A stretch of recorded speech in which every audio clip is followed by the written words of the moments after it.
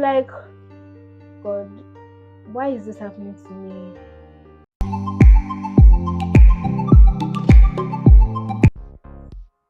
Hi guys, welcome back to my YouTube channel. Hi guys, welcome back to my YouTube channel. So today, I'm sure you would already be able to see from the title, I'm going to be talking about what it is like living alone as a teenager, as a Christian teenager in Canada. Because I recently moved to Canada from Nigeria, as you can see in my previous videos. So how it has been, I just want to talk about my experience, how I've been able to survive. It is almost 3 months I've been in Canada and being away from home. I've not really been away from home for a long time. So I just want to talk about my experience. I already wrote down some points because I've been planning this to shoot this video since like last week. But because I'm taking summer classes, I still have classes and I have exams coming up soon. I have tests. So I really have to study. Like most of the times I have to study. So living alone. I know I'm not about to give a sermon. I'm not even about to give a sermon here. I just want to make this thing as lively as possible. By the way, the last time, I complained that I didn't have a tripod, guys. We already have a tripod. We already have a tripod. So I was able to get a tripod. Thank God. I bought a tripod from Amazon. I got it like I think last week or last 2 weeks.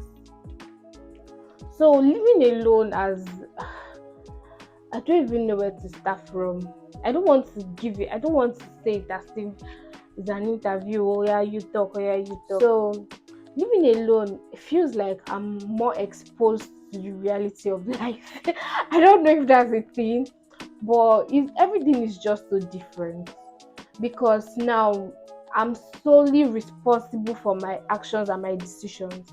Not that back in Nigeria I wasn't responsible for my actions and my decisions, but in Nigeria I could easily, oh, let me call my mommy, oh, let me do this, oh, let me go home. I was in Unilag, but I used to go home. Like, I stayed in the hostel, but even my roommates were always like, are you in this hostel or not? Because out of 7 days in a week, 4 days I'm in my house. So this one is different. I cannot be sad and say let me go home. I cannot need something and say let me go home. So it has exposed me to like a different part of life. Yeah, staying alone. Let's even consider the cooking aspect. See, if you are staying alone, if you don't cook, you will not eat. That, let me tell you, if you don't cook, you will not eat. Except you have money to be spending on takeouts every weekend. And me, I don't have money, not even every day. And me, I don't have money to be spending on takeouts every day. I made a video, I think my June dump. It was like mainly food. And people were like, because you have to cook. So what I do is I cook in bulk. So I just like, oh, this week, or I make fried rice, make white rice, make soup, or make stew. Then I know that, okay, for that week, that's what I'm going to eat. Nobody's eating out here. I'm not rich. I don't have the money to be eating out every day. Plus, I have to be eating healthy and all of that. Then also when it comes to making friends, since I've been in my uni, like my current uni, I can't say I have friends and I can't say I don't have friends. I've taken like 2 courses and I've met people there. Guys, let's not even talk about let's not even go there. But I've met some people, like, you meet different people. You meet nice people, you meet people that are there, you meet people you will never talk to, even if the class is for 3 months. There are some people you will never speak to in the class. But my first class, yeah, I have a friend from my first class, yeah, we talk and all. Then on campus, I don't really have any friend that, oh yeah, let me come to your room, let me go to your room. I don't know why, but no, I don't know why. I think it's actually like a personal decision. I am very, very intentional, or I've told myself that I am going to be very, very intentional about making friends, about the type of friends I have. I want to be highly intentional. I want to have friends that I won't be scared, or I won't be shy or ashamed to talk about God to you. Don't get me wrong, I'm not saying our whole friendship will be based on But let's have common goals. Let it not be that, oh, the whole time we're just cruising or we're just doing this, or you don't have respect for God and all of that. So I don't want to have just anyhow friendship, because when you want to make friends, you have to make good friends that will impact your life positively. Especially now that you're like starting a new phase, like friendship is very, very important. I've had the opportunity to make friends with people that I've met here, but just due to one thing or the other, I'm like, oh no, I'm not ready for this. I don't want to be exposed to this. I'm trying to protect myself as much as possible, as much as I can. I just want to be free from drama. I feel like me coming here is like starting afresh, not starting my whole life afresh, but starting afresh. You get? Yeah, so something like that. So I don't want to make mistakes that I've made back in Nigeria or mistakes that I've made before with friends. So I am highly intentional and heavy on who is going to be my friend. I'm not perfect. Like, it's not that, oh, if you don't talk, if you don't like God, you not be my friend. But I don't know if you guys get. There are just some things or some things in people that I'm like, oh no, I don't think I want something like this in a friend. You get? Some people might see things in me too that be like, oh, I don't think I want this in a friend. The bottom line is, I just want to be highly intentional of who I call my friends, because your friends, take it or leave it, your friends will have a like an influence on your life in one way or the other, sooner or later. So when I even sent some videos of me cooking to my mom, some pictures like some food that I made, she was like, "Well, you can cook." I was like, "Madam, I can cook. I can actually cook. Not that I don't cook in Nigeria, but not as much. You know, my mommy was there, and plus I was even in the hostel, like when I was in Unilag. But when I got it, that was when I knew, I'm a chef. I was even telling my friends yesterday that, have you visit a set of me? They said, this girl go to Canada and go and be cooking, because I cooked. I think I'm going to insert some clips. So I don't think I made them in like landscape. I think I'll insert some clips of some food that I've made, and I'm like, I can cook. Oh, I can cook. Coming to Canada, I don't know. It was like mixed of emotion. We mixed the emotions, something. I don't know the English that you please to say, but I'm just really, really grateful, because when I first got here, I was on campus. I'm still on campus. I was on campus, but I had a roommate like in the same room with me the first time. So I was first to get to the room. So for like a week or so, there was no roommate. I was telling my family members that, oh, I don't think I'm going to have a roommate. Then I think like 2 days later, a roommate came, and I was like, oh my god, I thought I was not going to have a roommate. How will I share the same space with somebody? What is going to happen? What's it for you guys? God just came true. Like, God actually did come true. My roommate, my first roommate, was the sweetest person. I know she's not the sweetest I've ever met, but in this school, she was just the sweetest. She's not even a Nigerian.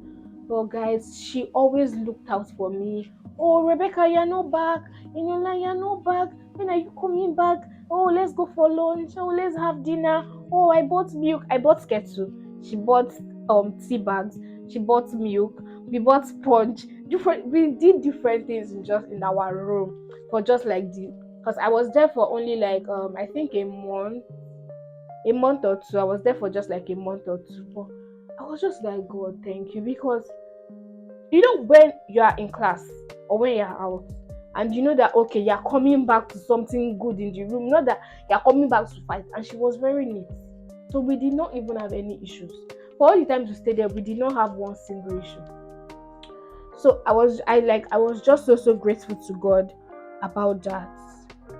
Then sometimes I just get, this is not me being ungrateful, but it's just normal thoughts that comes to my head. In Unilag, I was like under normal circumstances. By next year, I'm supposed to be graduating from Unilag by God's grace, but no, I don't even know. That's not even happening anymore because I'm not in Unilag anymore. Under normal circumstances, I'm supposed to be graduating from Unilag next year. It's supposed to be my final year next year, because I gained admission to Unilag immediately after my secondary school, and and I was still like young and everything. But when the whole strike happened and everything, and we had to like go home plus COVID breaks and everything, then coming here, I'm like, God, why is this happening to me? I'll be I'm going to turn a new age very soon next year. And I feel like when I turn a new age, I am going to cry, guys. I feel like I am going to cry. And I'm going to cry because, as I said, this is not me being ungrateful. But this is not I'm doing really well for myself. All thanks to God, to my family, to my great friends, and myself, obviously. But like in terms of like my education, by next year when I'm supposed to have been graduating, I'm still going to be in like first year, second. I'm going to enter second year next year. But by the time I'll turn a new age, I'll still be in my first year. And I'm like, this was not the plan. This was not the plan. I didn't plan to be this age and still be in uni. As at the age I'm turning, I'm still young, oh, guys. Don't think I'm like when I was telling somebody, they were like, but you're still young. I know I'm young, but I just feel like because I already had like plans for myself and for my life, I didn't plan to be turning this age and still be in uni and not even still in first year. Unilag showed me pepper. Unilag showed me pepper. Oh. Like being 1 year for 3 years, it was just crazy. But I thank God that everything is just working out well now. Sometimes when I feel, yeah, it gets lonely. Somebody once asked me that, do I feel lonely? Lonely, maybe it is normal to feel lonely, but don't dwell on your loneliness. That is it. When I feel lonely, I try to like do other things, call my friends in Nigeria, call my family members. I feel like I have a really, really great support system. I have people I can always talk to at any time of the day.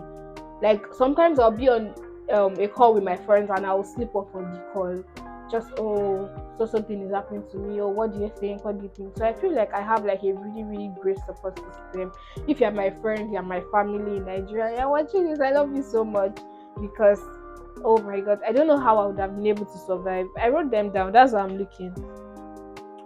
Yeah, and again, staying alone might come with some pressures or temptations that as a Christian you would not want to do, if you understand what I'm saying. So some of the things that help me, good association with people, whatever religion you associate with, try to get people that have the same belief as you, that you can associate with, that would also encourage you well. Because guys, it's not easy. If you know, you know. It's not my mouth I'll use and talk. But if you know what I'm saying, you know. Sometimes some people that you even meet, we want to indulge you in things that you know is not right, or things that you know are not right. And you have to like really, really fight against the flesh, because it's not it's not easy, guys. It's not easy. So one thing that helped me is good association, dwelling on positive things. I am not always idle. I'm never idle. I always look for one thing or the other to do. On this board, I guess people can see it. On the other side, I even like I got sticky notes. I wrote down some scriptures there that I know will help me whatever temptation wants to come my way, or whatever challenge I'm facing. I wrote that, and I even have like some to-do list. Even today, after that's why I've been postponing this video. After this video, I have like a lot of things to do. I'm just like really trying to make out time for my YouTube. So my YouTube will not die in Jesus' name. So that's it. I don't even know if everything I said in this video made sense, but I just feel like I just wanted to express how I'm feeling, how it has been for me living alone in Canada as a teenager, as a Christian teenager. It has not been easy. You'll be faced with temptations. You have to cook, or if you don't cook, if you know it. As I can say, Percy, we don't work. Tell me how you want chop. But this one is Percy, we don't cook. Tell me how you want chop. You have to cook. Oh. You have to cook. You have to cook. If you don't know how to cook, learn how to cook. If you don't know how to cook, come maybe cook for you. No, I'm not cooking. No. So that's it, guys. Thank you for watching my video.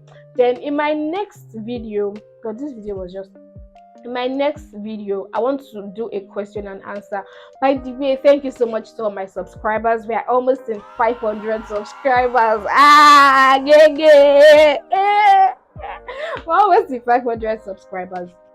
So guys, my next content, I want to do a question and answer. So basically anything based on me coming to Canada, my about my life, about anything you want to know. I'm going to attach an anonymous link to the description box. Yeah, I think I'll be able to put it in the description box. I'll put it in the description box. Then and I also put it on my Instagram. My Instagram is simply Becca, SMPLYBECCA. That's my Instagram account. I would also put the link on my Instagram story, so you can ask me any questions, but I'll put it in the description box. So I look forward to your questions, and that's what we are going to do for my next video. Bye guys, have a nice day.